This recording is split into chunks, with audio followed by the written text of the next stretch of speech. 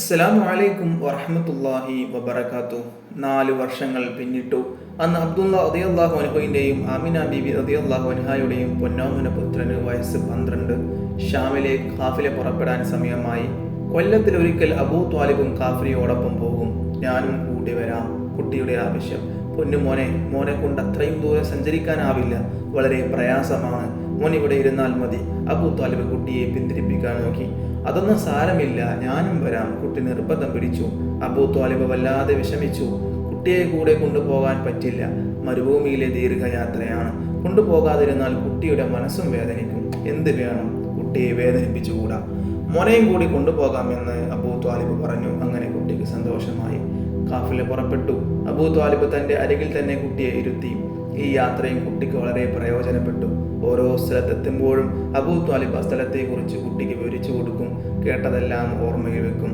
സന്തോഷകരമായ യാത്രക്കാർ ബുസറ എന്ന സ്ഥലത്തെത്തി. അവർ അവിടെ അല്പനേരം വിശ്രമിച്ചു. ഒരു ക്രിസ്തീയ പുരോഹിതൻ കുട്ടിയെ ശ്രദ്ധിക്കുന്നുണ്ടായിരുന്നു. അദ്ദേഹത്തിന്റെ പേര് ബുഹൈറ. പൂർവ്വവേദങ്ങൾ പഠിച്ചിട്ടുള്ള പണ്ഡിതനാണ് ബുഹൈറ. അതിലെ സൂചനകൾ വെച്ച് നോക്കിയാൽ ഒരു പ്രവാചകന് വരാൻ സമയമായിരിക്കുന്നു. ആ പ്രവാചകന്റെ ലക്ഷണങ്ങൾ വേദങ്ങളിൽ വിവരിച്ചിട്ടുണ്ട്. ആ ലക്ഷണങ്ങൾ ഈ കുട്ടിയിൽ കാണുന്നുണ്ട്. ബുഹൈറ അബൂ ത്വാലിബിന്റെ മുമ്പിലെത്തി. എന്നിട്ടൊരു ചോദ്യം, ഈ കുട്ടി ഏതാണ്? എൻ്റെ മകൻ, അബൂ ത്വാലിബ് പറഞ്ഞു.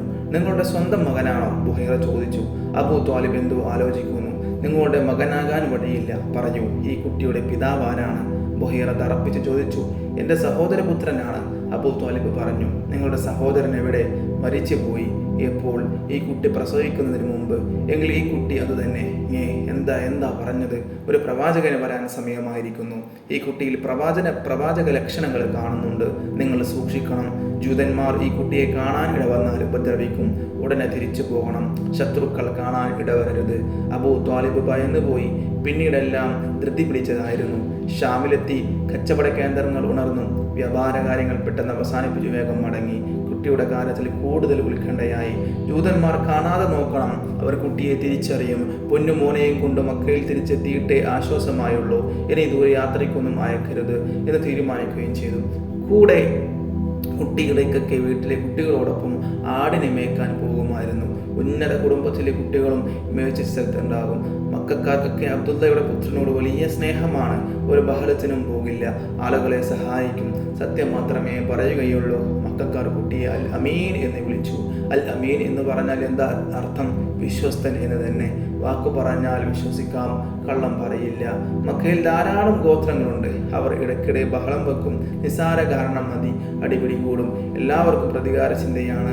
അതില്ലാത്തവർ കുറവാണ്. ഇങ്ങോട്ട് പറഞ്ഞാൽ അങ്ങോട്ട് പറയും, ഇങ്ങോട്ടിടിച്ചാൽ അങ്ങോട്ട് മടിക്കും. ഗോത്രങ്ങൾക്കിടയിൽ പ്രതികാര ചിന്ത വളരെ ശക്തമായിരുന്നു.